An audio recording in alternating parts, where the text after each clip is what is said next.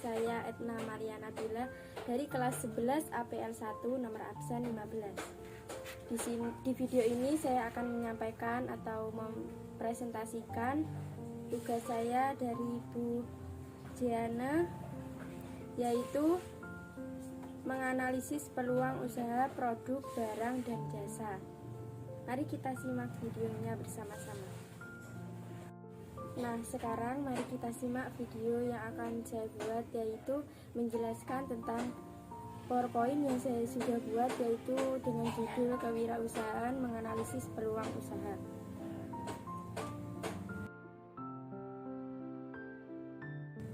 Menganalisis peluang usaha mempunyai ciri-ciri peluang usaha yang baik, yaitu 1. Bersifat orisinil, 2. Harus dapat mengantisipasi perubahan persaingan dan kebutuhan pasar, 3. Sesuai dengan minat, 4. Tidak kelayakan usaha teruji, 5. Bersifat ide kreatif, 6. Ada keyakinan untuk mewujudkan, dan 7. Ada rasa senang saat menjalankan. Ada juga ciri-ciri peluang usaha yang potensial adalah sebagai berikut. 1. Memiliki nilai jual. 2. Usaha bukan hanya ambisi pribadi semata dan bersifat nyata. 3. Usaha tersebut mampu bertahan lama di pasar. 4. Tidak menghabiskan modal karena terlalu besar investasinya. 5. Ditingkatkan skala menjadi industri. Peluang usaha yang bernilai jual memiliki ciri-ciri sebagai berikut. 1. Mampu memenuhi kebutuhan konsumen. 2. Memiliki keunggulan bersaing. 3. Tidak bersifat sementara. 4. Ada nilai uang. 5. Memenuhi aspek kreatif dan inovatif. Jadi kita kalau ingin menjadi seorang pengusaha, kita harus kreatif dan inovatif.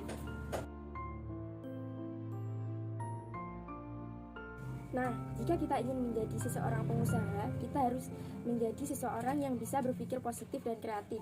Di antaranya yaitu 1. Percaya dan yakin bahwa usaha tersebut dapat dilaksanakan. 2. Mau menerima gagasan atau ide-ide baru. 3. Memiliki semangat kerja yang tinggi. 4. Mampu berkomunikasi dengan baik. 5. Bertanya pada diri sendiri. 6. Yang terakhir yaitu mau mendengarkan saran orang lain. Dan masih banyak tahap-tahap untuk kita menjadi seorang pengusaha, yaitu kita harus mempersiapkan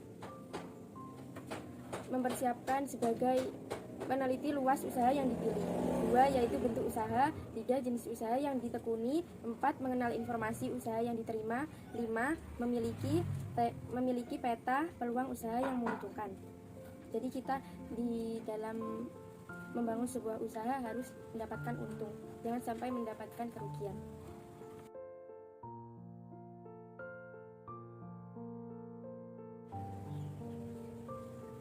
Nah, sekarang saya akan menyampaikan tentang tujuan analisis peluang usaha. Secara umum, tujuan analisis peluang usaha adalah untuk mengetahui apakah usaha tersebut layak dikerjakan atau tidak. Oleh karena itu, seorang wirausaha harus cermat dan yakin, berani bertanggung jawab. Tujuan analisis peluang usaha yaitu ada 4. Yang pertama adalah untuk menemukan peluang usaha. 2. Untuk menemukan potensi usaha. 3. Yaitu untuk mengetahui besarnya potensi usaha yang tersedia. 4. Yaitu untuk mengetahui beberapa lama usaha bertahan. Selain itu ada keberhasilan dan kegagalan wirausaha. Yang pertama yaitu faktor-faktor penyebab keberhasilan wirausaha. Yang pertama yaitu faktor manusia, biasanya dipengaruhi oleh kepribadian, ilmu pengetahuan, dan pengalaman yang dimiliki seorang wirausahawan. Yang kedua adalah keuangan tersebut dapat berpengaruh dalam menjadi seorang wirausahawan. Yang ketiga yaitu perencanaan yaitu ada 5, yaitu produk apa yang mau dibuat. 2. Berapa modal yang dibutuhkan, itu penting ya, karena kalau tidak ada modal kita tidak bisa menjalankan usaha tersebut. Yang ketiga yaitu siapa calon konsumen sasarannya. Calon konsumen sasarannya seperti masyarakat di sekitar. Yang keempat yaitu di mana tempat usahanya. Yang kelima yaitu siapa yang terlibat dalam kegiatan usaha. Yang keempat yaitu pemasaran. Pemasaran yaitu siapa yang akan memasarkan produk, seperti kita yang remaja-remaja sekarang yang membuka online atau jualan online seperti baju. Sekarang kan banyak anak remaja yang sudah menjadi pengusaha, bukan pengusaha sih, seperti berjualan di online, seperti berjualan baju seperti itu. Yang ketiga, apa strategi yang digunakan? Yang kedua saya sampaikan adalah faktor-faktor yang menyebabkan kegagalan usaha. Menurut Zimmerer, yang menyebabkan wirausaha gagal dalam menjalankan usahanya adalah mereka tidak kompeten dalam manajerial. Kedua, kurang berpengalaman dalam ilmu pengetahuannya. Yang ketiga, tidak bisa mengelola keuangan. Keempat, yaitu lokasi yang kurang mendukung. Kelima, yaitu gagal dalam perencanaan. Keenam, yaitu sikap yang kurang bersungguh-sungguh dalam menjadi wirausahaan. Ketidakmampunya dalam melakukan peralihan atau transisi kewirausahaan. Kurang pengawasan peralatan. Nah, yaitu kedua faktor keberhasilan dan kegagalan menjadi wirausaha. Nah, sekarang memanfaatkan peluang secara kreatif dan inovatif ada juga. Berdasarkan penelitian, kreativitas dapat diidentifikasikan yaitu menciptakan to create adalah proses berupa mencari atau menciptakan dari yang tidak ada menjadi ada. Yang kedua yaitu memodifikasikan, to modify. Dalam memodifikasi sesuatu berupa mencari cara membentuk fungsi-fungsi baru atau menjadi sesuatu menjadi berbeda penggunaannya oleh orang lain.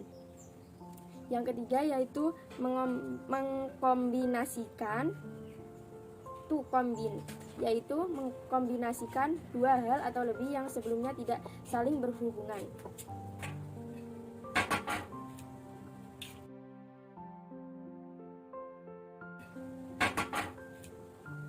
Jenis-jenis inovasi.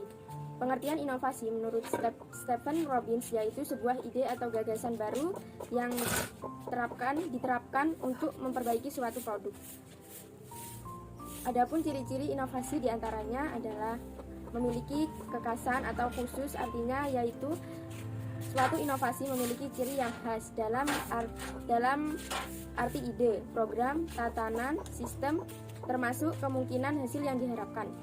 Kedua, memiliki ciri atau unsur kebaruan dalam arti suatu inovasi harus memiliki karakteristik sebagai sebuah karya dan pemikiran yang memiliki kadar orisinalitasi atau ori. Ketiga, yaitu dilaksanakan melalui program yang terencana, dalam arti bahwa suatu inovasi dilakukan melalui proses yang tidak tergesa-gesa. Jadi kita tidak harus tergesa-gesa atau kayak dia.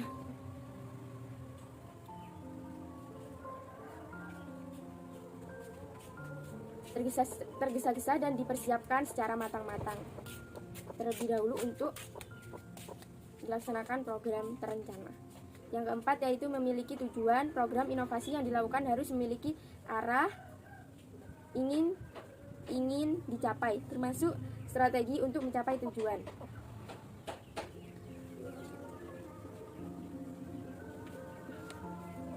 Sedangkan jenis inovasi menurut Kuratko ada 4 jenis inovasi, yaitu invensi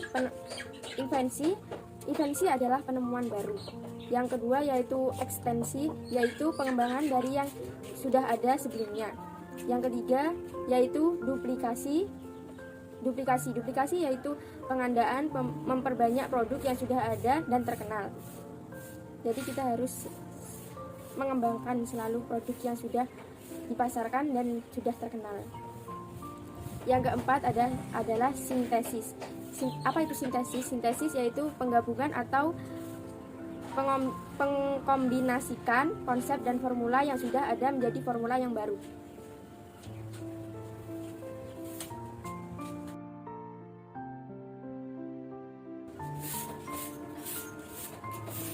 Sumber peluang usaha. Peluang usaha bersumber atau diawali dengan adanya ide atau inspirasi yang bersumber dari faktor internal dan eksternal. Yang pertama saya sampaikan adalah faktor internal. Faktor internal ada 4, yaitu pengetahuan yang dimiliki, kedua pengalaman dari individu itu sendiri, ketiga yaitu pengalaman dari orang lain, keempat yaitu institusi atau pemikiran yang muncul dari diri sendiri.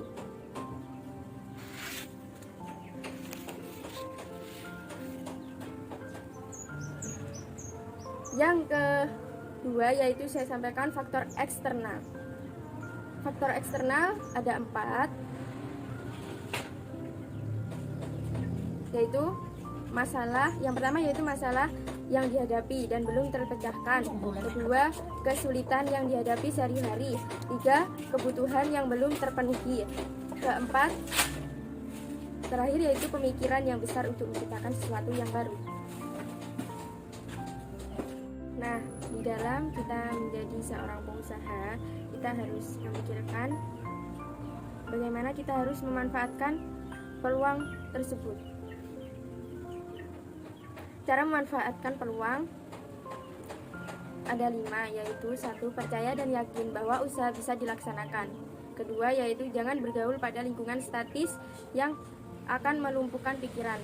3. Senantiasa bertanya pada diri sendiri, bagaimana saya dapat melakukan usaha yang lebih baik. 4. Banyak bertanya dan mendengarkan. 5. Perluas pemikiran atau ilmu pengetahuan yang sudah kita dapat. Kita harus selalu memperluas pikiran kita.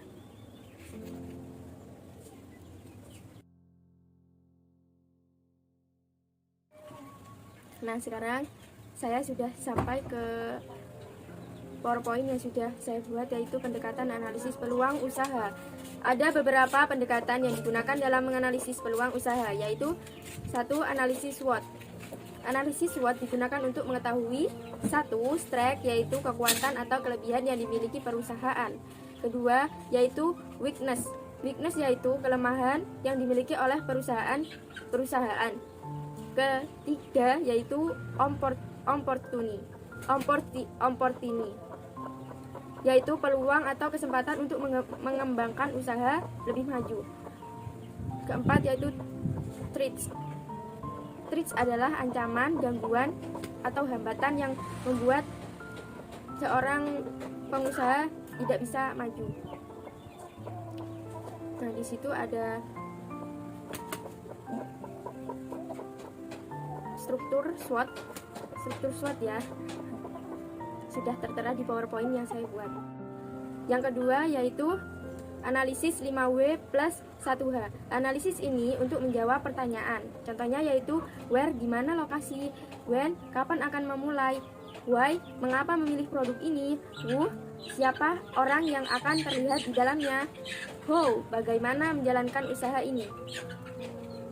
Nah, sekarang saya menyampaikan PowerPoint saya yang terakhir, yaitu studi kelayakan usaha. Manfaat studi kelayakan usaha atau bisnis antara lain digunakan untuk 1. Merintis usaha baru.